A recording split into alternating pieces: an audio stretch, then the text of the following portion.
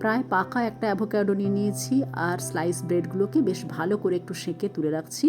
এবার আগের থেকে বাটারের মধ্যে পেঁয়াজ কোচানো ভেজে তুলে রেখেছি আর আলু সেদ্ধ করে তুলে রেখেছি। এবার অ্যাভোকাডোকে মাঝখান থেকে একটু ছুরি দিয়ে কেটে ওর ভেতরের শাঁসটা বের করে নিচ্ছি। খুব সহজে বের করা যায় আর ভেতরের দানাটাও যদি একটু চাপ দাও না খুব সহজেই বেরিয়ে আসবে। আর ভেতরের শাঁসটা দেখো একদম চামচ দিয়েই তোলা যাচ্ছে পুরো। এবার এই সবকটি উপকরণ ভালো করে আমি মেখে নিচ্ছি।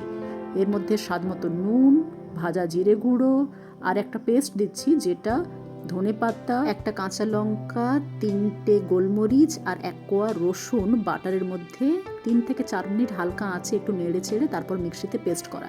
সেই পেস্ট থেকে ছোট চা চামচের 1 চামচ আমরা এখানে ব্যবহার করেছি। তারপর ওই পুরটাকে 2 পিস স্লাইস ব্রেডের মধ্যে ভালোভাবে লাগিয়ে খাও।